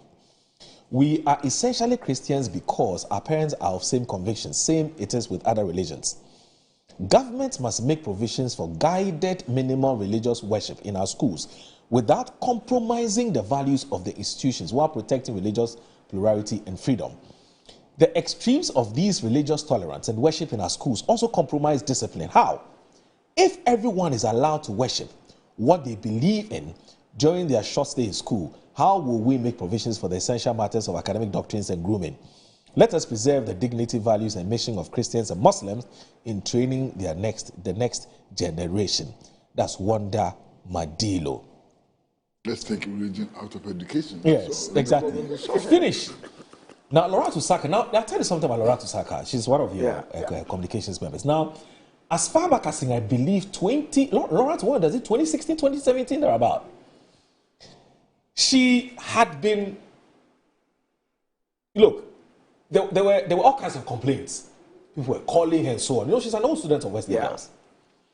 And so there were issues, the same issues had come up at the time. And at the time, Alaji MND Jawula, who is like an uncle, called me and said, look, I have this niece who has some serious concerns about some, happenings in her school. So she intends to issue a statement. So please collaborate with her as a Muslim brother and see how you can put this matter out. So they issued a statement as former, students of the school. And Surprisingly, the matter did not gain the kind of prominence and currency it is gaining today. And I remember the time she said, look, I'm dealing with this matter today because I don't know what is going to happen tomorrow.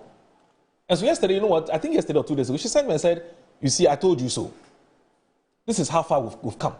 You know, and that maybe at the time when they started the advocacy, if somebody had listened to them, we wouldn't come to this far or wouldn't come to this point. But anyway, so she sends a very interesting message on this matter. It's a very long one, and Laura, bear with me. I may not be able to read everything.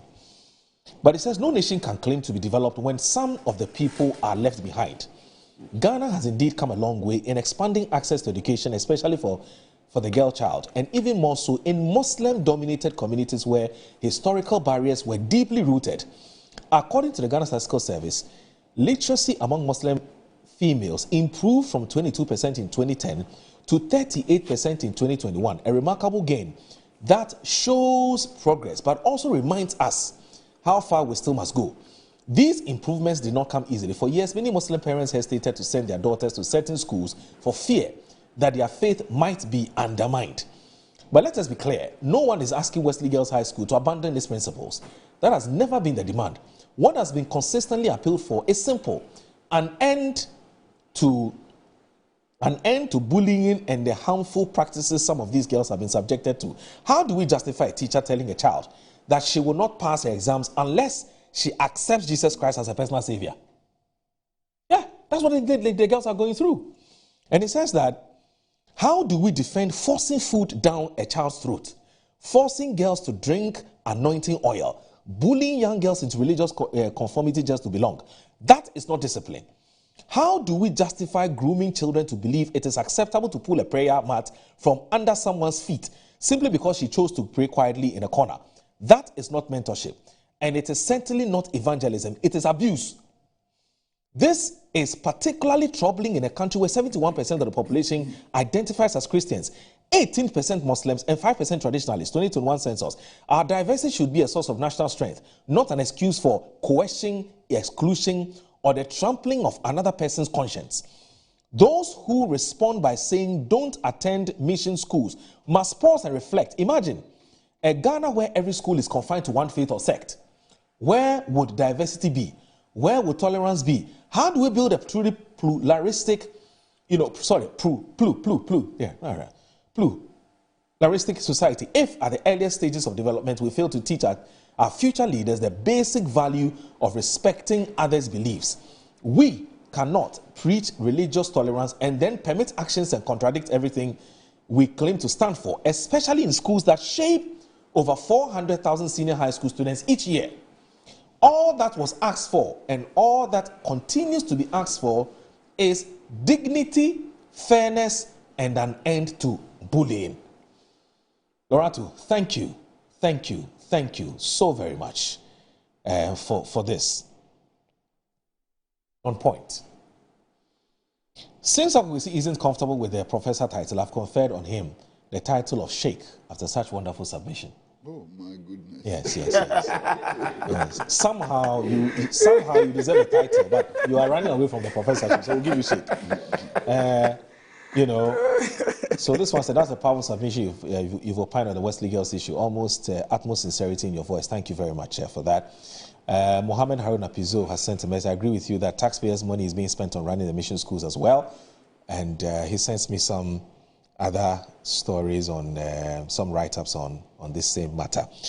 Now, Hassan Saudogo says that, Assalamu alaikum, my brother. Wa alaikum assalam wa rahmatullahi ta'ala wa barakatuh. He says, do you know those schools who provide lesbians and gays? It's a rhetorical question, but I believe that that answer is a question for the gods. Wow, just getting lots and lots of messages on this matter. So Prosper Shikwe says, Moro, it is not weird that we waste precious media and time discussing these things, the trivialities of religion. Come on. This is more tribalism, religion, and all that are impediment to our growth as a people. Look, in the United States, in Christian states like Utah, Muslim students have the right to practice their faith, but it is just the extent of accommodation that varies depending on the school and the school's policies. Moreover, in public schools, Muslim students are protected by the First Amendment, which is the right to freedom of religion, and federal laws like Title 6 of the Civil Rights Act of 1964, which prohibits discrimination based on religion. Public schools accommodate students' religious needs, such as prayer breaks, provision of halal food opinions, excusing students from certain activities, etc. Sex education, certain music classes for religious reasons, accommodating dress, etc. Hijab. And it says, why do we waste our time like that? 2025. Okay, it says, my comment does not preclude that I subscribe to the emotional gymnastics this morning, though. Good morning. Prosper, thank you very much for that message. Alhaji Hamza from Pig Farm says, good morning, my brother. In my humble opinion, I don't think that the president violated the constitution. Okay, so that's a political matter. I'll deal with that shortly. Good morning. It says we should be careful with this issue. Ismaila Huraya Ali, Greater Accra Zongo Koko says that message. Dr. Nyahota Maklo also sent a message. He has he sent it, I think, 3 minutes ago. I've been reading it. It's but that has to do with the IGP matter. I'll read it at some point. Now, Samaku Kelly says, good morning, Mura. I think the new surge of religious intolerance in schools is worrying, to say the least. It's obvious that we should be discussing the matter using a problem-solving approach. We should be looking for when it all started, who started it, and what occasioned it. Being emotional about our views wouldn't help us much. But the people who are managing Wesley girls who are saying that when you're a Muslim and you can't pray and things, you have to go to church by force. No? So when the person goes to a hospital, when you go to the clinic and you are sick, are you going to say that are you going to ask the religious faith of the person who's taking care of you? But that doctor or nurse or whoever that health practitioner is, if the person had not been trained in a school, would the person have become a doctor to take care of you? Or you're going to say that, oh, if it's a Muslim doctor who's going to take care of me, that might as well die. Is that what the person is saying? Or if the person is going to buy food in town, are you going to ask what the person's religious background is before you decide whether you want to buy the person's wache or rice or kinky? Let's stop this nonsense. And Wesley girls, if you're watching to me, this is shameful. Stop it. What is that? Ongwezi. What's the next topic? I've said my peace of mind. Those who want to come after me can come after me. I think we have just some 15 minutes, and that 15 minutes, I want us to look at some other issues. I was talking about electoral. Dr. Nyahota Maklo. Sorry? Dr. Nyahota Maklo. Oh, yes. Dr. Nyahota Maklo's piece, very, very, very, very interesting one on the IGP, and I'll look at that shortly. Okay, so it's about 4 paragraphs, but I'm not sure I'll be able to read everything. I'll just probably look at just 5, the first 2. And I think it'll give us a sense of what Dr. Nyahota Maklo is trying to communicate by way of his opinion on this matter. But this is what the article is saying. Sorry about that. I need to do this. Yep. Oh. I need to fix this. I want to put it on the... Okay. Okay. Probably just do this. Okay. Now, he says, clear position on the IGP issue. I want to make this absolutely clear. The president has acted within the full limits of the Constitution regarding the IGP. There's no breach, no illegality, and no disregard for due process. The confusion being circulated is based on poor understanding of the law and law security administration works. 1. No constitutional violation. The president, as commander-in-chief, has the authority to appoint, maintain, or extend the service of securities heads. This includes the IGP. The Constitution grants him this discretion because national security demands stability, continuity, and trust. We have seen this before. A former IGP received an extension beyond retirement age because the government at the time believed it was necessary. There was no outcry then, and the same principles apply today. So the claim of constitutional violation is baseless. 2. Misinterpretation of the suspension letter. A letter from the presidency written partly in the local dialect, commonly called Asperbanka, speaks of a suspension of the special grant apprenticeship arrangement for officers approaching 60. The public must understand their language. Suspension does not mean cancellation. Now, it simply pauses the process If the policy were meant to be scrapped entirely, the word would have been revoked. Now, the word would have been revoked. So, okay. So therefore, using the letter to suggest that IGP cannot continue is a misunderstanding. The letter does not eliminate the pathway for extension. It only pauses a specific internal process. Doc, what we're saying is that if you've paused it and you've lifted the pause, just let us know. That's all. Yeah, it's simple. Security considerations are paramount. It says we're dealing with a sensitive security environment. Political tension, crime, and general instability. In such a climate, the president must rely on people he trusts. The IGP plays a critical role in intelligence, public order, and the general safety of the state. If the president believes retaining the IGP ensures stability, he has a right to do so. This is not politics, this is national security. And it says no illegal action. Let me repeat, nothing illegal has happened. The Constitution supports the president's decision. Precedent supports it. National security considerations justify it. The noise surrounding this matter is unnecessary and stems from a lack of understanding of governance. And in conclusion, in simple, direct terms, the president has not breached the Constitution. The issue of suspension is being misinterpreted, and the decision to retain the IGP is well within the lawful authority as Commander-in-Chief of the, of course, of the Ghana Armed Forces. Okay, so are you aware that there's a gentleman who works at the Electoral Commission who has petitioned the president for the president to basically comment the dismissal of the Electoral Commission and the two deputies. That's Tete and Dr. Bosman Asari, and then their boss, that's what's her name? Oh, Jean Mensah. Now, the Daily Guide has some update on the gentleman who has petitioned the president on this matter. And it says EC petitioner stole printer on interdiction. And I honestly don't know how that is relevant to the guy's petition. I mean, even if he was a criminal, question is there a case to answer? For me, that's the most important thing. But anyway, that's the Daily Guide's editorial discretion. And I don't want to take that away from them. Now, EC petitioner stole printer on interdiction. So it has emerged that the man who petitioned President John Dramani Mahama for the removal of the Electoral Commission chairperson, Jean Mensah, is an interdicted staff of the EC who is involved in an alleged theft case relating to stolen EC equipment. The petitioner was one of the 3 employees of the EC and the students who were remanded into police custody by a circuit court in Dansoma last year over allegations of theft of electronic equipment belonging to the commission. The 4 were accused of allegedly stealing 5 Dell laptop computers from the biometric voter registration kit, BVR, of the EC. Following a complaint made by the EC about the loss of the laptops from the stories on Saturday, March 9, 2024, the National Signals Bureau wrote to the Greater Accra Regional Commander on April 4, 2024, titled RE, and that's RE, theft of 5 laptops at the Electoral Commission. So it gives a background to all of that. But the main issue here is that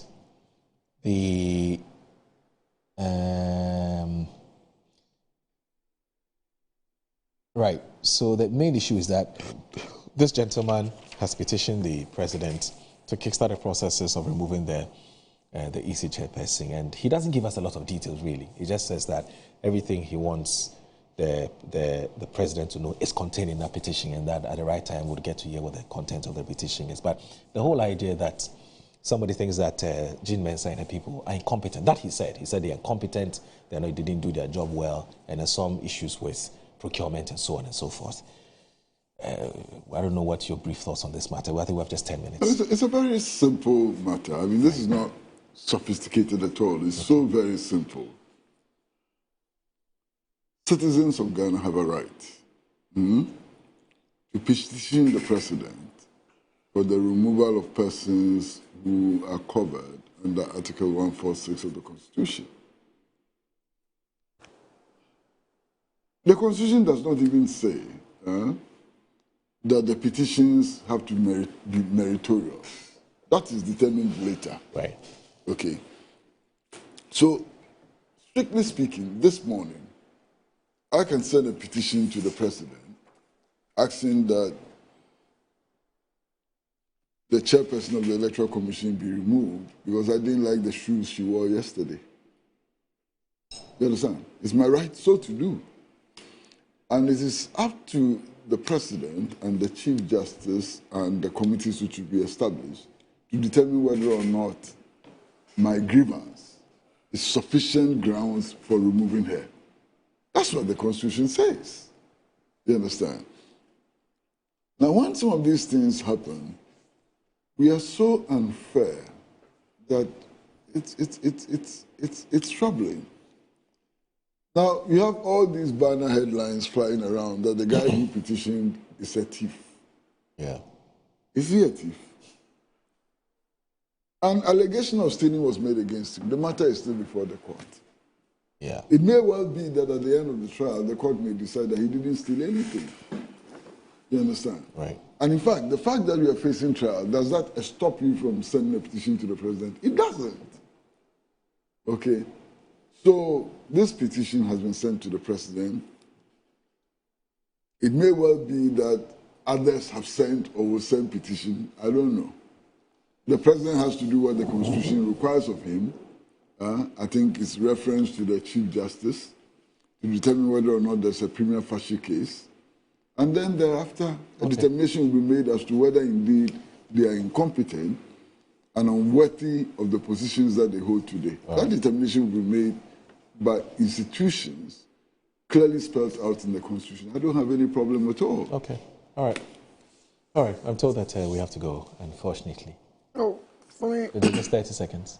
Well, for me, I agree with Ankwesi that every citizen has the right to the petition the president for the removal of certain independent creatures of the Constitution. It is the coincidence that is striking. And I think the last time we were here, myself and Ankwesi, we advised that we have to be very careful, both political parties, the politicians, how we deal with our independent bodies. Because there's a reason why the Constitution made them independent.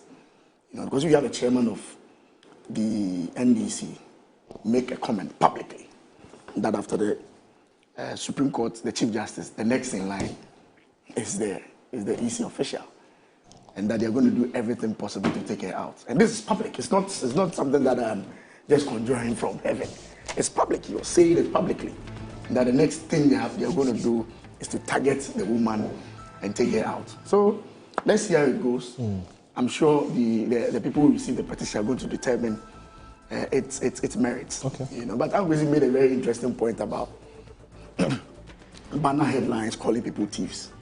It's he's very, very right. And I made the same comment here, having a debate here, when the oral team with cameras moving to people's houses and calling them looters. The banner headlines in front of dailies, looters. All right.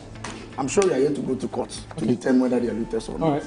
No, but we're talking about public statements. Our time is up. No, Collins would not have forgotten. Our time is up. Our time is up. Who also said publicly that you do everything.